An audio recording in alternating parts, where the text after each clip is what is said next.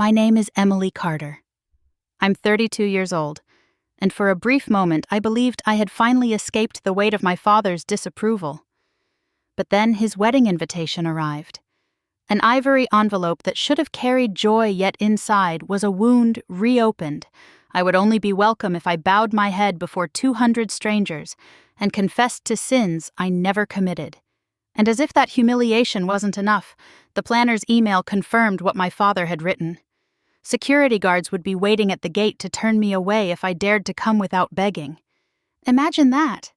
Your own father not only denying you love, but ordering you erased from his celebration. That was the moment something inside me broke. How far would you go if the man meant to protect you decided instead to silence you in front of the world? Stay with me, because what followed is a story of betrayal, courage, and a kind of freedom I never thought I'd find. If you haven't subscribed to the channel yet, don't forget to hit subscribe, smash like button, and tell us in the comments where you're tuning in from. I had just kicked off my shoes and dropped my bag by the door when I noticed the small stack of mail. I pulled the envelopes closer, sifting through bills and grocery flyers, until I saw my father's handwriting sharp and deliberate across the front. For a moment, I froze. My father, Richard Carter, hadn't sent me anything in years, except the occasional terse email about family obligations. My heart picked up as I slid my finger under the seal. Inside was a wedding invitation. His wedding. At 58, he had decided to marry again, and apparently I was on the guest list. I unfolded the card expecting at least a neutral message. Instead, the words tightened around my chest like a vice. The invitation included a note written in the same precise handwriting I remembered from childhood, spelling out a condition I would only be welcome if I apologized. Out loud, in front of family and friends, for years of things I never did. I read the line once, twice, 3 times, my hands trembling a little more with each pass. It felt like my father had carved the words into the card just to make sure they cut. My stomach knotted, and suddenly the hum of the refrigerator was the only sound in the room. My phone buzzed on the counter. It was an email notification from Rachel Morgan, the wedding planner. I almost ignored it, but the subject line caught me: guest list confirmation. Against my better judgment, I opened it. Buried in polite sentences was the one that knocked the air from my lungs. Richard had written specific instructions if I showed up without an apology. Security was to stop me at the gate. I dropped the phone onto the table, palms clammy. For a moment I stared at it like it had turned into something poisonous. I could picture him saying those words to Rachel with that calm, commanding tone he used whenever he wanted to make sure everyone understood their place. The apartment suddenly felt too small, the air heavy. I walked to the sink, filled a glass of water, and set it down untouched. My throat was too tight. All I could think of was how many times I had tried to earn his approval, how often I had bent myself into knots just to get a crumb of recognition. Now he was asking me to stand before everyone he knew and beg. I pulled out one of the wooden chairs and sat pressing my palms flat against the table to stop them from shaking. The invitation lay open in front of me, its gold trim catching the light, mocking me with its elegance. I traced the sharp lettering of his name with my eyes, remembering the way he used to sign notes on the fridge. Be better. Do more. My chest ached. This was supposed to be a celebration, but all I felt was the sting of being erased. He hadn't written "I'd love you" there. He hadn't even written "I hope you can come." Just a condition, cold and final like a contract I'd already broken. I leaned back, pressing the heel of my hand to my forehead, trying to slow the flood of thoughts. Why now? Why this? After everything. After years of silence, after making me the scapegoat for every wrong turn in his life. This was how he reached out. An invitation with strings sharp enough to draw blood. I tried to picture myself standing outside that venue, stopped at the gate by a stranger who'd been told to keep me out. The image lodged in my throat. A part of me wanted to laugh, another wanted to scream. Instead, I just sat there, staring at the words until they blurred. The city outside buzzed with traffic muffled through the windows. Somewhere a car horn blared, a dog barked. Life was moving forward, but I felt pinned to that chair, the weight of the card holding me down. I thought about calling Michael, about hearing his steady voice, telling me I didn't have to put myself through this. But my hand wouldn't move. It felt too raw to say out loud, too humiliating to admit that my own father had written me out of his life with a single sentence. Finally, I pushed the card back into its envelope and set it carefully in the center of the table, as if handling it gently might change what it said. My eyes burned, but I didn't bother wiping the tears when they slipped free. I sat there as the light faded outside the room, sinking into shadows, feeling smaller and smaller, until it seemed like the only thing left was the echo of his words and the hollow space where love should have been. I didn't move for a long time. The shadows in my kitchen reminded me of another evening long ago, a different house, a different city. Dallas, 2010. I was 18, standing in the doorway as my father packed his suitcase. The zipper rasped through the silence like a blade, each sound cutting a piece of me away. My mother sat on the couch, arms folded, her face hard as stone. My father didn't look at me until the very last moment, his eyes tired, his mouth a thin line. He muttered something about how this marriage had run its course, but the words that stayed with me were the ones that followed. If it weren't for you, maybe I'd still be here. It felt like someone had yanked the ground out from under me. I stood there, clutching the frame of the door, the wood biting into my palms. He didn't hug me. He didn't even pause. He just swung the suitcase off the floor, brushed past me, and left. The sound of the front door closing echoed like a verdict. Those words became a refrain in my head, whispered at the cruelest moments, a reminder that I was the reason everything fell apart. I carried them like a weight through my teenage years, and no matter what I did, they never loosened their grip. On my 16th birthday, 2 years before that night, I had waited by the window all afternoon. I wore the dress Mom had sewn from leftover fabric, not perfect, but made with love. I kept checking the driveway, convinced he'd pull up smiling, maybe holding a gift bag. He never came. Later, I found out he'd been with Samantha and her daughter Grace shopping at North Park Center. Grace got a brand new iPod, the sleek kind with her initials engraved on the back. I got silence. I tried to be strong that night, pretended the cake my mom baked was enough. But when I blew out the candles, all I wished for was a father who remembered me. Christmases weren't much different. One year, Grace unwrapped a velvet dress, deep blue with a bow tied at the waist.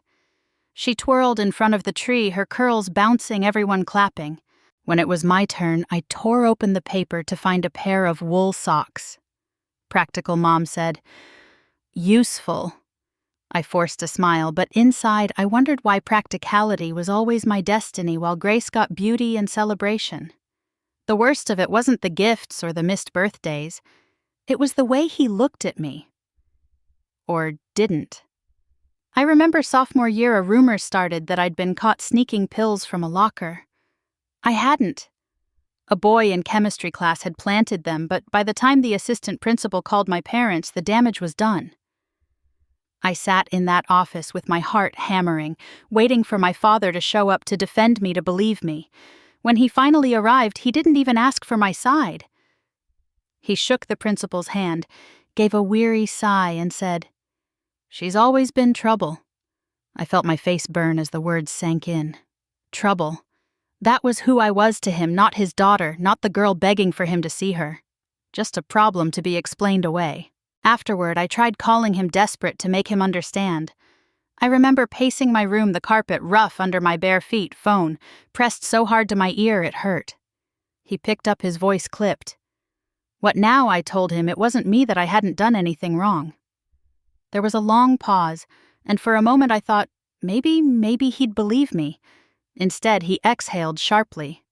"You always attract chaos, Emily. I can't keep cleaning it up." Then he hung up.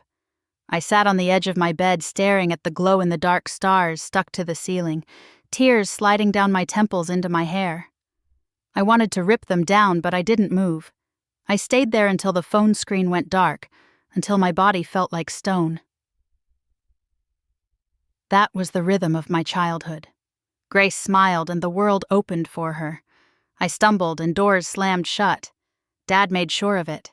Even now, years later, those memories rose up sharp and uninvited, triggered by a few lines on an invitation card. They whispered in my ear, asking why I ever thought things could be different, why I ever imagined I could walk into a room he controlled and be seen as anything other than a mistake. The kitchen light flickered, pulling me back to the present, but the ache in my chest lingered. I pressed my hands together as if I could hold myself steady. It was no wonder his note hit me so hard. He had been telling me the same story my whole life. You are the problem. You are the reason you are not wanted. And sitting there, the past replaying like a broken record, I realized just how much of me was still 18, standing in that Dallas doorway, watching him walk away with his suitcase, believing every word. The next morning, I buried myself in work. At 32, I had carved out a career I was proud of as a marketing manager at a mid-sized tech company in downtown Seattle. The office sat on the 12th floor of a glass tower that overlooked Elliott Bay, and most days I loved the hum of it. The energy of campaigns taking shape, the chatter of my team bouncing ideas across the conference room. That morning we were in the middle of a strategy session for a product launch. My team of 6 surrounded the table, laptops open, sticky notes scattered. I guided them through the pitch deck, pointing out market data, tightening the narrative, nudging one designer to sharpen the visuals. By the time we wrapped, even our notoriously picky VP nodded his approval. "You nailed it," one of my colleagues whispered as we walked back to our desks. I smiled, thanked her, but the words twisted inside me. For a flicker of a second, I wished my father had been there to hear it, to see me succeeding, to say, "I'm proud of you." The thought passed quickly, but it left a bitter trace. When the day finally ended, I packed my laptop and headed down the elevator. The lobby smelled faintly of roasted coffee from the cafe next door. Outside, the rain had slowed to a drizzle. I spotted Michael leaning against his silver Honda Civic at the curb tie, loosened sleeves rolled up his dark hair, mussed from the damp air. He grinned when he saw me, that steady grin that always managed to soften the tightness in my chest. "How was your day?" he asked as I slid into the passenger seat. "Busy," I said, buckling my seatbelt. "Good, though. The VP actually approved the deck without tearing it apart." "That's a win," he said, pulling into traffic. "See, you kill it at work, you run a whole team, you're doing amazing." I stared out the window at the wet streets, neon signs reflected in puddles. The compliment should have felt solid grounding. Instead, it made me think of the gold-trimmed invitation sitting on my kitchen table, waiting like a loaded trap. Back at the apartment, the city lights blurred through the rain-speckled windows. Michael reheated leftovers while I sat at the table, the unopened envelope still lying where I had left it the night before. The sight of it made my stomach knot. I finally said, "It came yesterday. From him." Michael set down the plates and sat across from me. The wedding I nodded pushed the envelope toward him. He read the words, his brow furrowing deeper with every line. When he looked up, his eyes burned with disbelief. He really wrote this. "That you can't come unless you apologize." "Yes." My voice was low. "And he told the planner to have security stop me if I try." Michael leaned back, ran a hand through his hair. "That's not an invitation. That's blackmail." I swallowed hard, the familiar shame rising. "It's my father, Michael. He's always been like this. I thought maybe after all these years—" My voice trailed off. Michael reached for my hand, firm and steady. "Em, listen to me. You don't need his permission. You don't need to apologize to be allowed to stand next to your own father."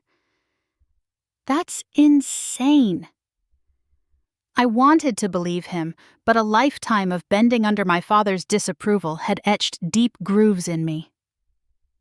I looked down at my hand in his, remembering a very different set of hands years ago. The memory came fast. My first year in Seattle, fresh out of high school, with nothing but a duffel bag and a few $100s in savings. I had rented a one-bedroom apartment with peeling linoleum floors and a faucet that dripped all night. I worked double shifts at a cafe near Pike Place Market, pouring lattes for tourists in the morning and wiping down tables until close. At night, I'd collapse into bed with my textbooks chasing a degree while my body ached from standing all day. I learned to live on instant noodles and dollar slices of pizza, stretching every paycheck. There were nights I cried from exhaustion, but I never called my father. I wanted him to know I could survive without him, that his words about me being trouble wouldn't define me. That stubbornness had carried me through one semester at a time until I landed my first entry-level marketing job. Slowly, I climbed. Promotions, recognition, stability. Yet even now, more than a decade later, the ache for his approval hadn't fully gone. Michael squeezed my fingers, pulling me back to the present. You've built this whole life, Emily. He doesn't get to tear it down with a piece of paper. You don't owe him a damn thing. I blinked against the sting in my eyes. It's not that easy. He's my dad. It feels wrong to just not go. Michael's gaze was steady, unflinching. What feels wrong is you groveling to a man who's treated you like this your whole life. You think apologizing will change him? It won't. He'll just take it as proof he still controls you. The words landed heavy, but they rang true. He leaned forward, his voice softer, but sharp at the edges. You can choose, Em. You can choose to walk into his trap, or you can choose to walk away. You don't have to play by his rules anymore. The apartment was quiet except for the hum of the fridge. I looked at Michael at the certainty in his eyes, and something inside me shifted. A line I hadn't known was there suddenly became visible. For the first time, the thought crossed my mind not as a fantasy, but as a real possibility. Maybe I didn't have to belong to his world at all. I didn't answer right away. I just held Michael's gaze, letting his words settle like stones in the foundation of something new, something stronger than the voice that had haunted me for so long. The flight down to Houston felt heavier than it should have. By the time I landed and pulled my rental car out of the airport garage, my stomach was already tight with dread. I kept telling myself it was just a luncheon, a polite gathering, nothing more. But deep down, I knew my father didn't invite me out of kindness. The church was one I recognized from childhood, an old brick building near downtown, its paint peeling, but dressed up for the occasion.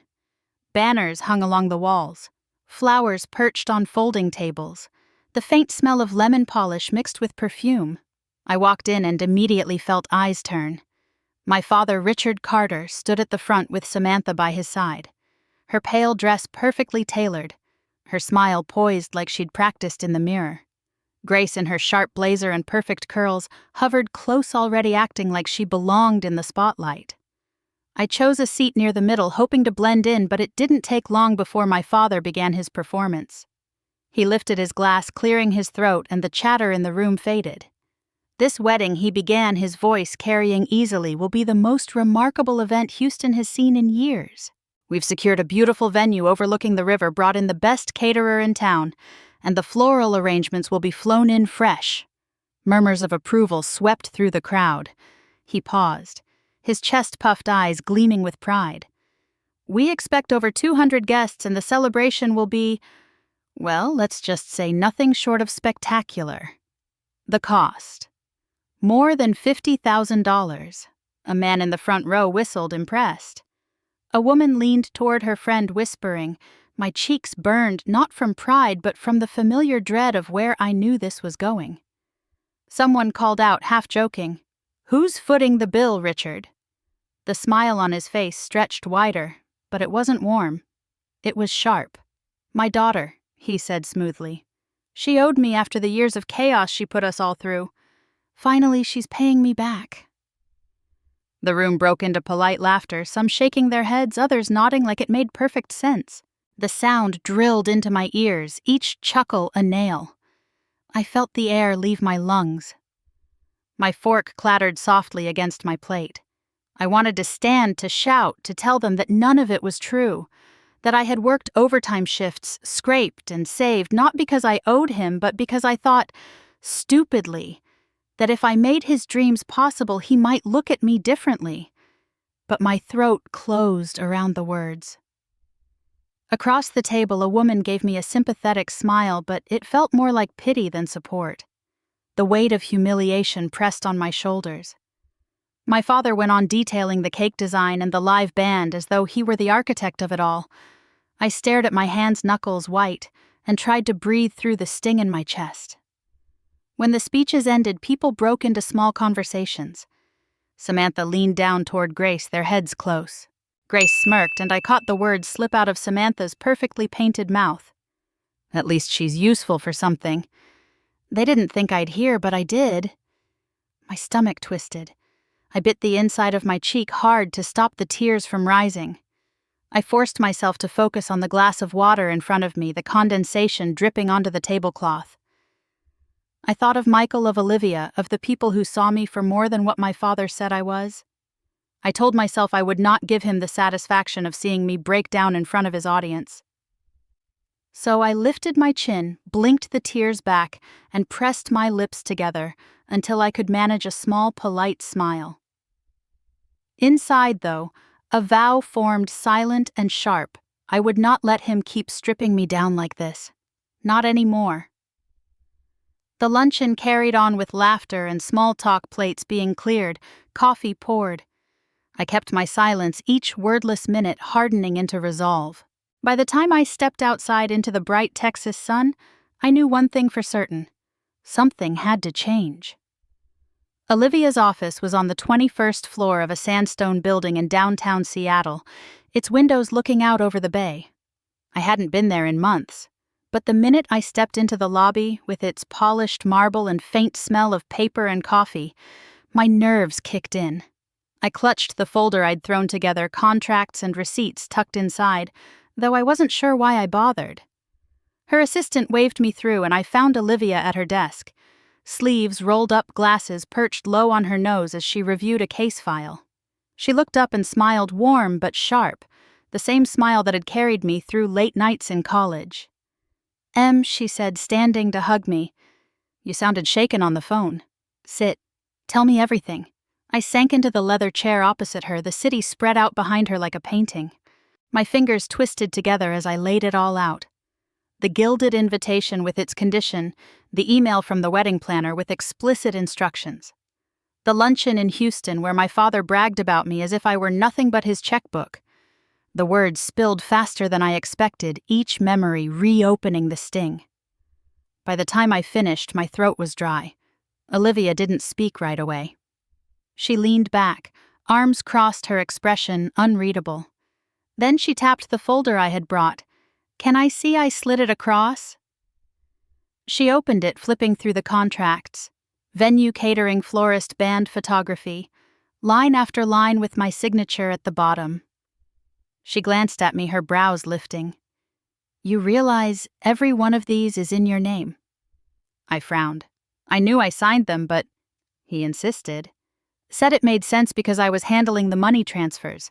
Handling the money because you were paying for everything," she said flatly. She flipped another page. "Legally, Emily, you hold all the cards here. These vendors answer to you. Not him, not Samantha. You." The air seemed to thin around me. I stared at the papers, my own name scrawled across them, and felt both a rush of power and a wave of fear. So if I walked away, they'd have to answer to you, Olivia said. You could cancel tomorrow and the wedding would collapse. She leaned forward, her eyes steady. He can't force you to pay a dime more than you choose. He can't force you to show up either. My pulse quickened, and I gripped the edge of the chair. The idea was almost intoxicating, but it terrified me too. If I did that, he'd never forgive me. Her mouth curved into something that wasn't quite a smile. "Emily, when has he ever forgiven you?" The question hit like a slap. I thought of all the times he'd turned his back, the accusations, the silences. I couldn't name a single moment of real forgiveness. My chest tightened, shame and anger battling inside me. But Olivia added, her voice calm again. "He might try to scare you.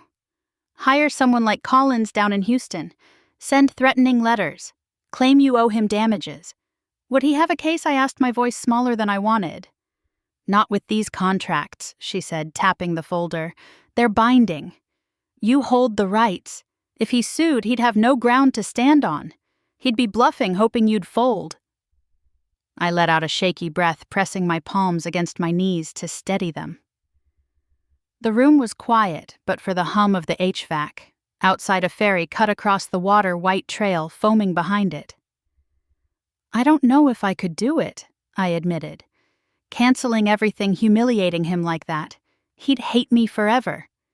He already treats you like you're disposable, Olivia said, her tone sharper now.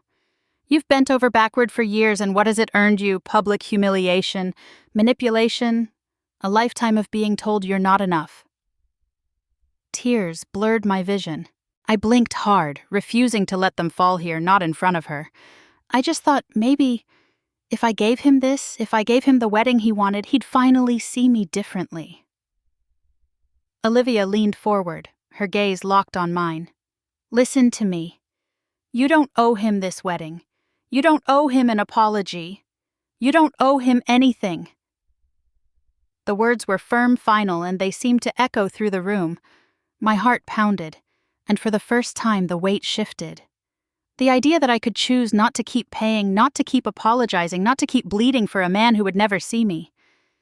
It lodged inside me like a seed. I sat back, clutching the arms of the chair as Olivia closed the folder and slid it back across the desk. Her eyes softened, but her voice stayed steady. You have more power than you think, Emily. Don't let him convince you otherwise. I took the folder, the papers suddenly heavy in my lap. The thought of using them, of pulling the rug out from under him, both thrilled and terrified me. I didn't answer, not yet. I just nodded slowly, the words still reverberating inside me. You don't owe him anything. The diner smelled of coffee that had been sitting on the burner too long and fried bacon that clung to the air. I chose the booth by the window. The red vinyl cracked from years of use, and kept my coat on even though the heater hummed overhead. My palms were damp. I had rehearsed what I would say on the drive over, but now that the moment was here, the words tangled in my throat. The bell over the door jingled. My father walked in first, his posture stiff suit jacket too formal for a place like this. Samantha trailed behind him in a cream blouse, her smile tight like she'd come to win something. Grace followed, last scrolling on her phone, smirk already tugging at her lips. Richard slid into the booth across from me, Samantha beside him. Grace dropped into the seat at the end, legs crossed, tapping her foot. My chest tightened, but I forced myself to sit tall. He wasted no time. If you want to attend my wedding, he said, his voice flat and cold, you will apologize. Publicly. You'll stand in front of our family, my friends, and admit the damage you've caused. The words landed like blows, but I held my ground. My fingers curled against the leather of my bag resting on the seat. Grace leaned forward, chin resting on her hand. You always make everything dramatic, Emily. What's one apology? Just bow your head for once and stop being difficult. I felt heat rise in my cheeks, but instead of answering, I slid my bag onto the table. My hands shook, but I kept them steady enough to unzip it and pull out the folder Olivia had handed back to me days earlier. I laid it on the Formica surface and opened it, the contracts fanning out. These are mine. I said, my voice steadier than I felt. Every venue, every vendor, every flower order and catering bill is under my name. Not yours. If I decide not to sign the final payments, if I decide to pull them, there will be no wedding.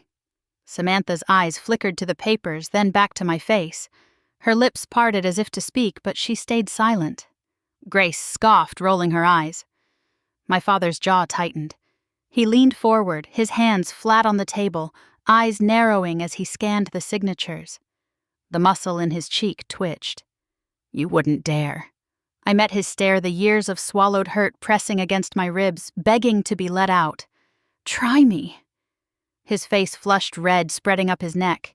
He slammed his palm against the table so hard the salt shaker rattled.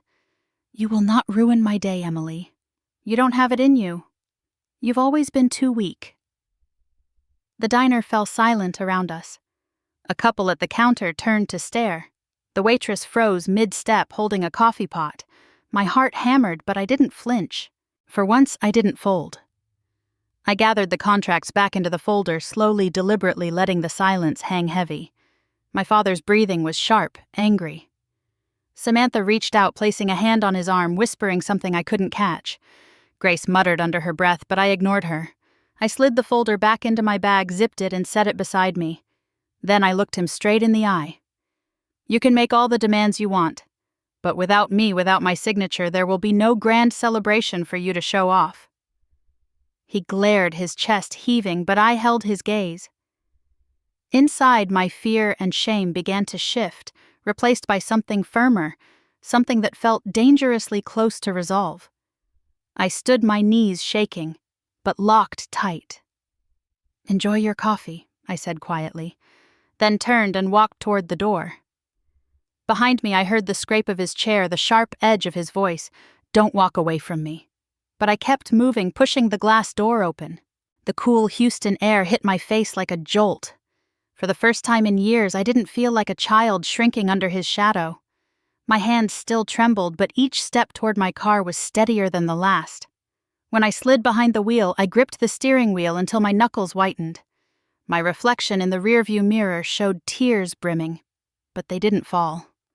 I breathed long and deep as the diner shrank in the mirror behind me.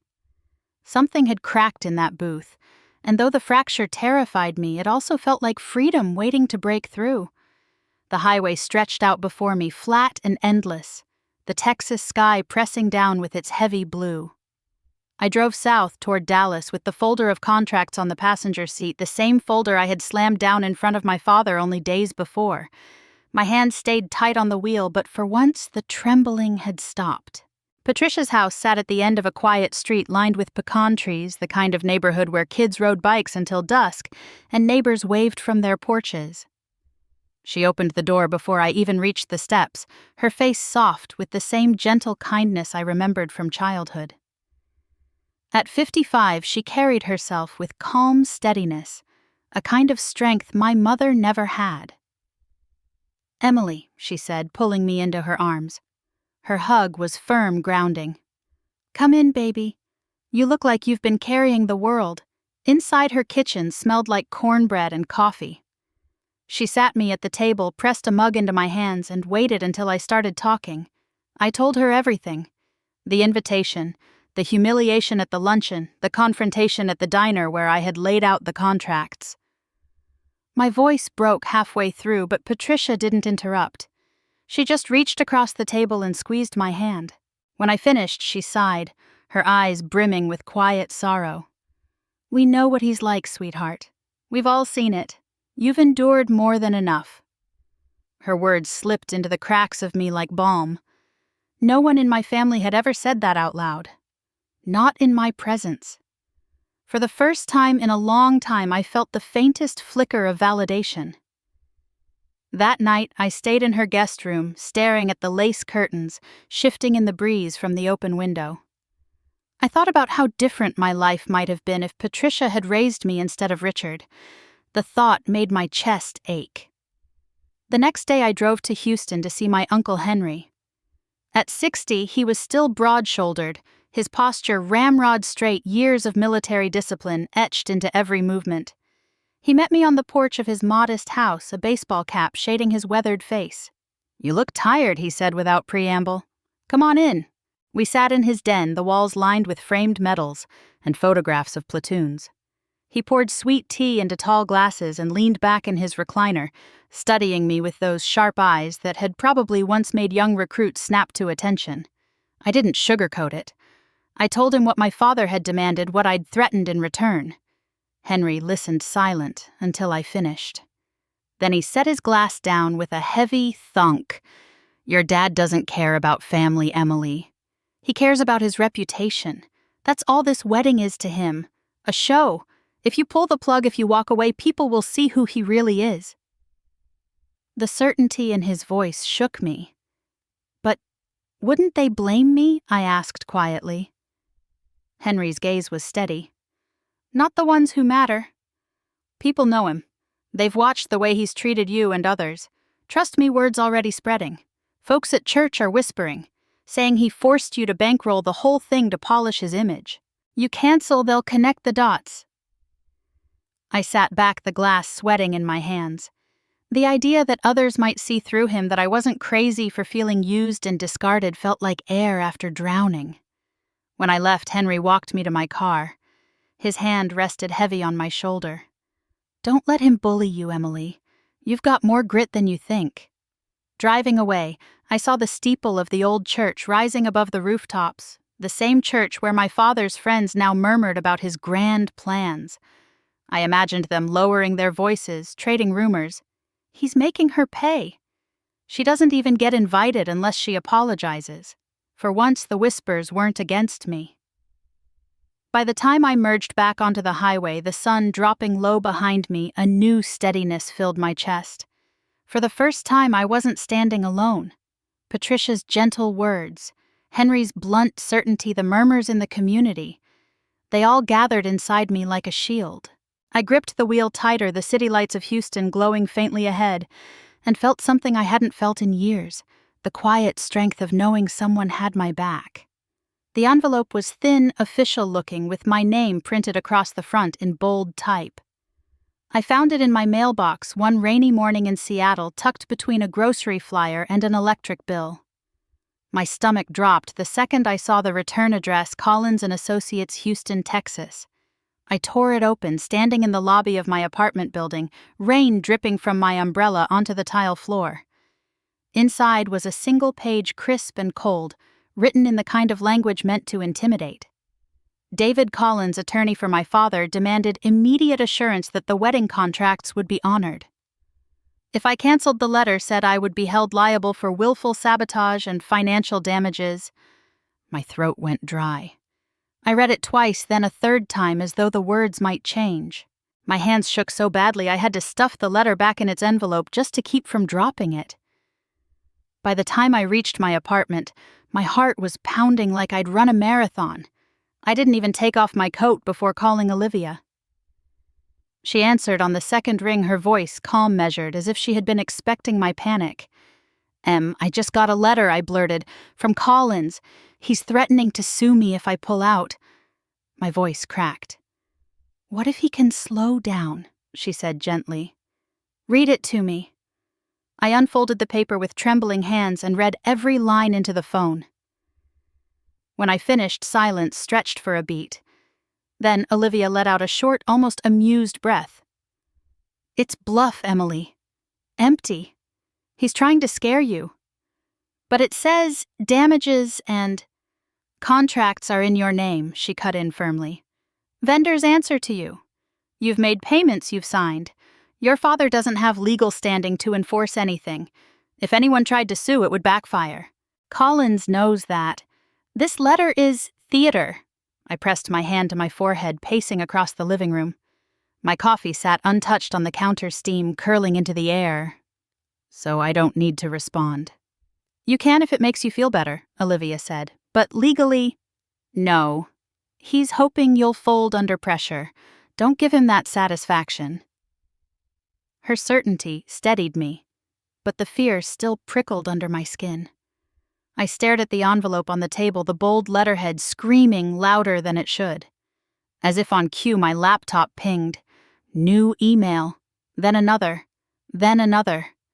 I sank into my chair and opened them, my pulse quickening. Rachel Morgan, the wedding planner, had written, "Emily vendors are requesting final confirmation. Caterer needs payment authorization by Friday. Florist wants shipment approval." 2 more emails followed from the band and the venue coordinator, all polite but firm. They wanted assurances, signatures, money. And all of it was directed to me. Not Richard, not Samantha. Me. I scrolled my inbox, a growing tower of demands. My eyes blurred from the sheer volume. Each message was another reminder that the entire event balanced on my decisions. I set the phone down, rubbed my temples, and tried to breathe. For so long, I had felt powerless, the target of my father's accusations, the scapegoat for everything gone wrong. Yet here it was, undeniable proof, in black and white. I was the one holding the keys. Vendors couldn't move without my approval. Contracts couldn't be completed without my signature. The wedding my father bragged about in front of his friends wasn't his to command. It was mine to permit. The realization left me dizzy. I closed the laptop and leaned back, staring at the ceiling as the rain tapped against the windows. The sound was steady grounding, but my thoughts swirled. My father's threats, Collins's letter, Rachel's polite urgency, all of it pressed in, demanding a decision. My chest rose and fell with shallow breaths, but beneath the fear something else stirred. A flicker of control, a tiny spark of power I hadn't felt in years. I stood pacing the length of the room, my socks sliding against the hardwood floor. I thought of Patricia's gentle assurance, Henry's blunt truth, Olivia's unwavering logic. They were all pointing me toward the same truth. I wasn't cornered anymore. I stopped by the window, rain streaking the glass city lights blurred into glowing smudges. My reflection looked back at me, tired eyes, hair pulled loose from its tie. For the first time, I didn't see only weakness in that reflection. I saw someone holding a choice.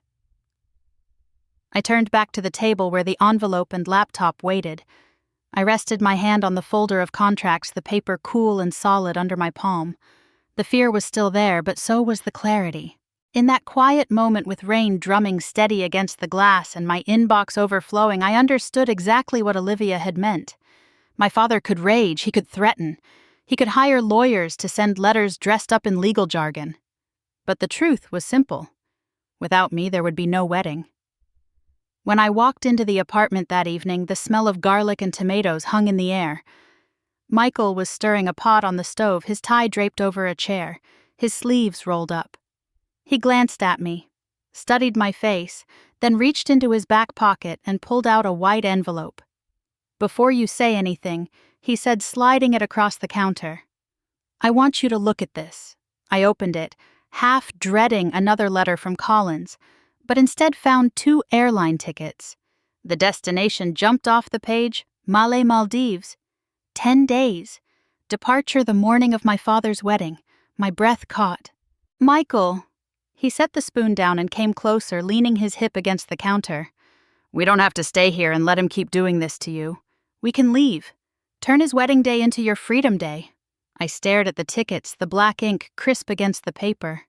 A white beach turquoise water. It all seemed so far removed from the life I had been living. My hands shook as I set them down. If I do this, he'll hate me forever. He already thinks I've ruined his life. Michael's eyes softened.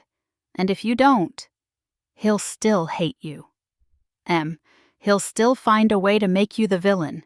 Nothing changes if you keep giving." I sank into a chair, pressing my palms together. Images of my father's face at the diner, red with fury, his voice booming that I wouldn't dare, replayed in my mind. My chest tightened with guilt, but underneath it something harder pushed back. "I don't know if I can," I whispered. Michael sat across from me, leaning forward, his voice steady. "You've already stood up to him more than you ever thought you could. This isn't about him anymore, it's about us, about building a life that doesn't revolve around his cruelty." "Don't you want that?" The word "us" lingered heavier than the steam rising from the pot. My throat burned as I nodded faintly. "I do." He reached across the table, took my hand in his. "Then let's choose it.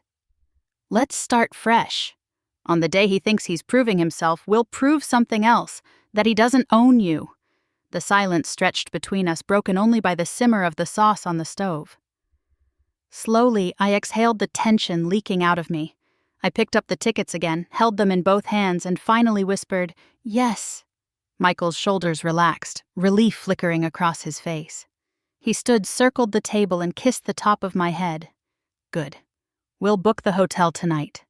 Later after dinner, I sat at my laptop, the glow of the screen washing over me. The cursor blinked in the booking form, waiting for confirmation. My fingers hovered, trembling, then pressed the keys. The email confirmation arrived seconds later. Maldives. 10 days. When I closed the laptop, I leaned back and let the weight of it sink in. For the first time in years, I had chosen something entirely for myself. That night, I dreamed of sand so white, It hurt my eyes of waves lapping at my ankles of sunlight, warming skin that had spent too long shivering under shadows. I woke with my heart pounding, both terrified and exhilarated. The days that followed blurred into a mix of routine and secret anticipation. At work, I smiled through meetings, sent emails, kept up the appearance of normalcy. At home, I packed small items hidden in the back of the closet where no one would think to look. Michael handled the logistics. Passports transport the itinerary. Meanwhile, the emails kept coming. Rachel asking for confirmation on the catering headcount. The florist wanting to confirm shipping dates. The band pressing for final payment. Each one addressed to me, each one a reminder that I could pull the plug with a single message. I didn't reply. I let them pile up each unopened email like a secret weapon in my pocket. At night, Michael and I sat on the couch, the city lights flickering through the blinds. He would slide an arm around me and whisper, "Picture it. You and me, ocean breeze, no one else's demands." And I did. I pictured it so vividly that one evening while brushing my teeth, I caught myself smiling in the mirror. Not the polite, practiced smile I wore at luncheons and family gatherings, but a real one. Still guilt clung to me. I imagined my father's face when the vendors didn't show when the guests looked at him in confusion. I imagined Samantha's sharp whisper in his ear, Grace's mocking glare aimed my way even from miles apart. But then I saw something else. Me on a lounge chair, the horizon endless. My father's voice unable to reach me no matter how loud he shouted. The contrast was almost dizzying. One night Michael placed his hand over mine as I scrolled through pictures of the resort, the bungalows perched over the turquoise water.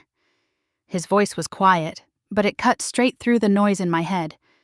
"You can choose peace, Em. You've earned it."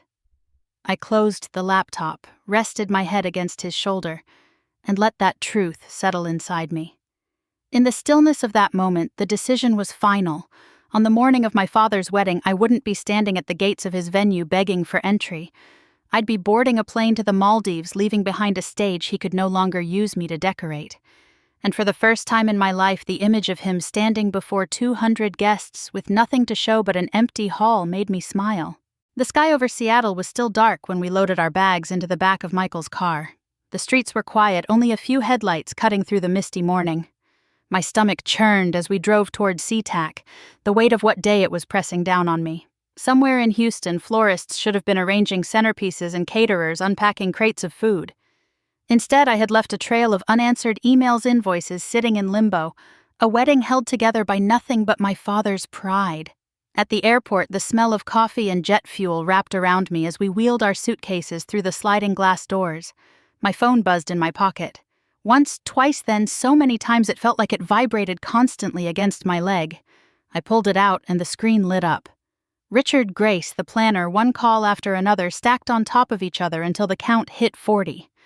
My throat tightened. I stared at the glowing screen, their names screaming at me in capital letters, demanding I give in, demanding I play the part they had written. For a moment I almost answered, almost whispered that I was sorry just to stop the noise. But then Michael touched my arm. His voice low but steady. "You don't have to pick up."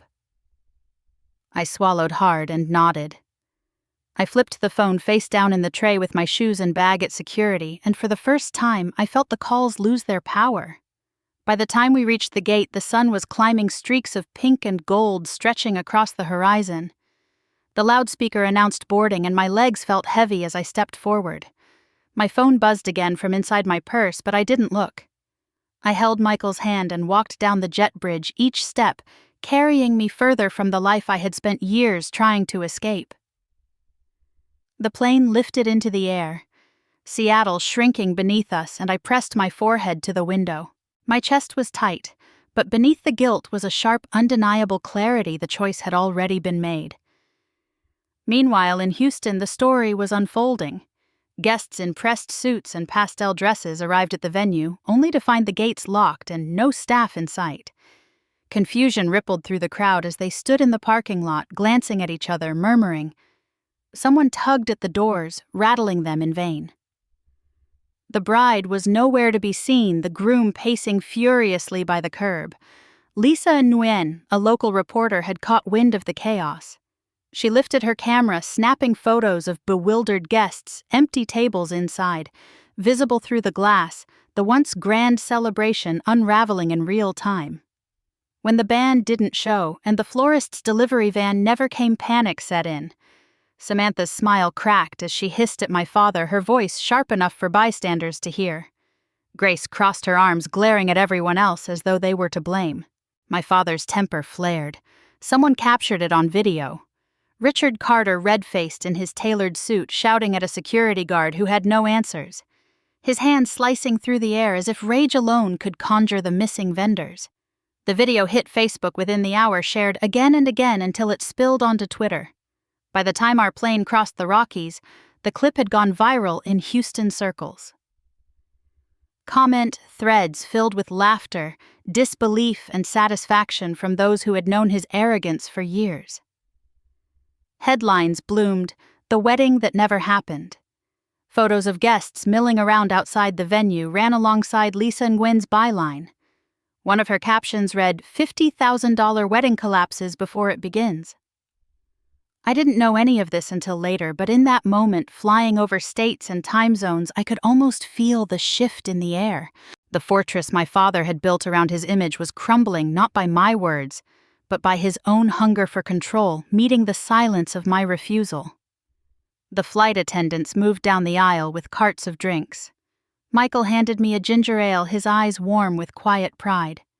I curled my hands around the cold can, staring at the bubbles rising inside, and finally let my shoulders drop. Somewhere 2,000 miles away, Richard was watching everything fall apart. And somewhere above the clouds, I was finally letting go. The boat skimmed across the water spray, catching the sunlight as we neared the resort. The Maldives looked like something out of a dream.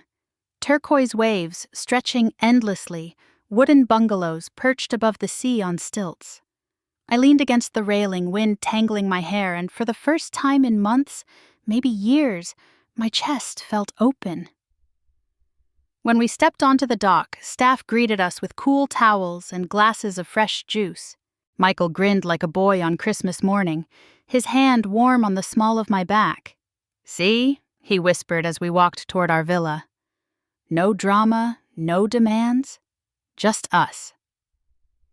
Inside the villa was all glass and wood, sunlight pouring over the white linens, the ocean visible in every direction.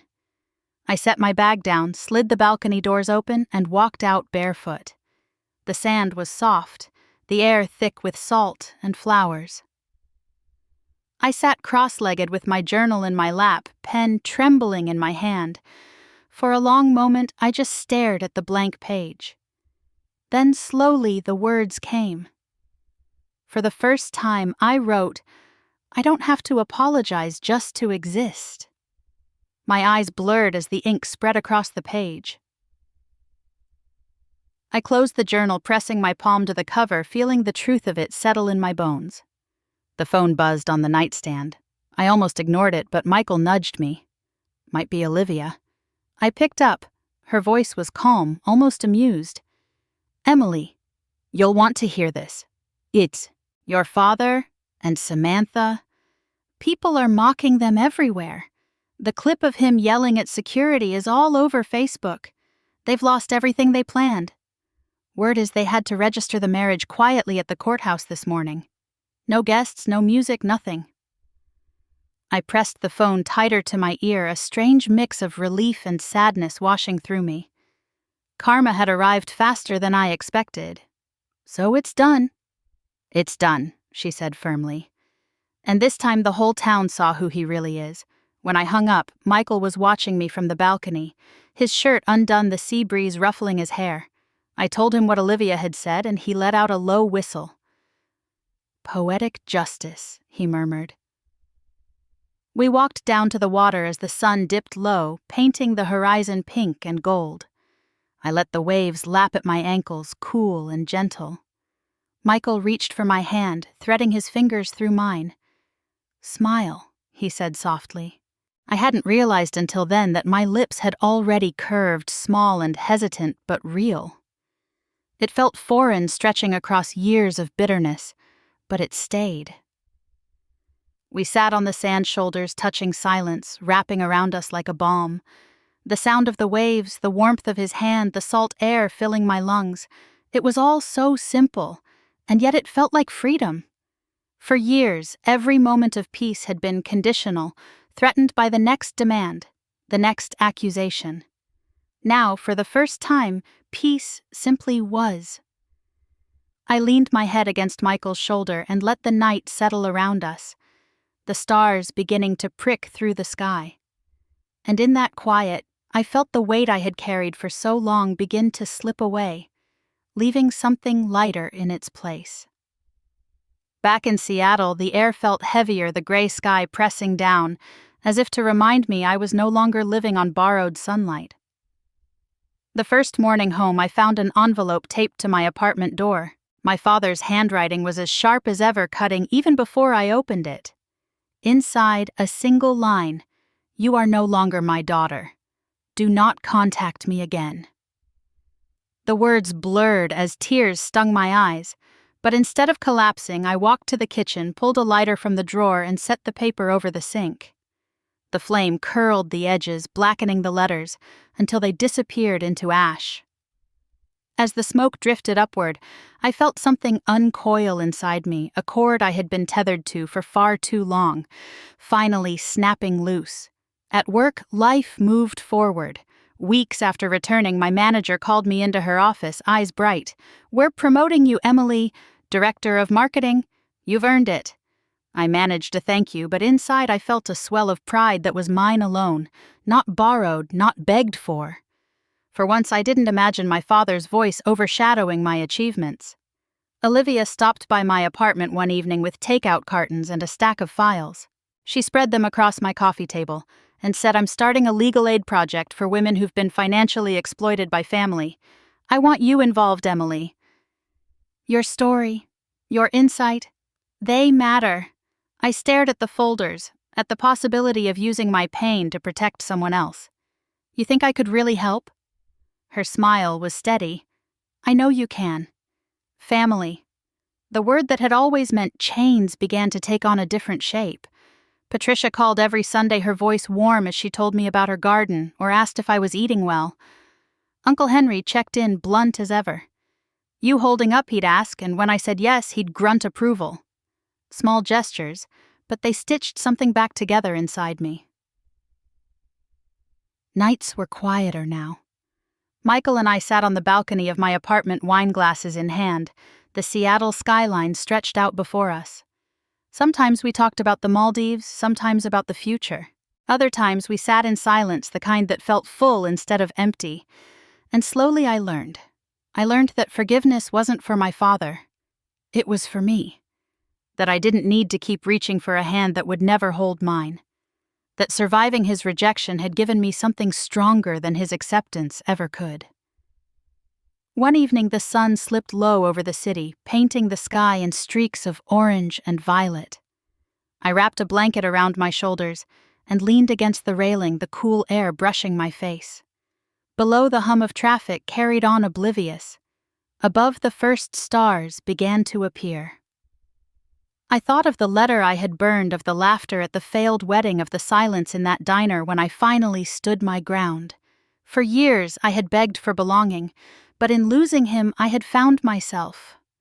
I took a deep breath, let it out slow, and whispered into the evening air, "I lost a family, but I found myself."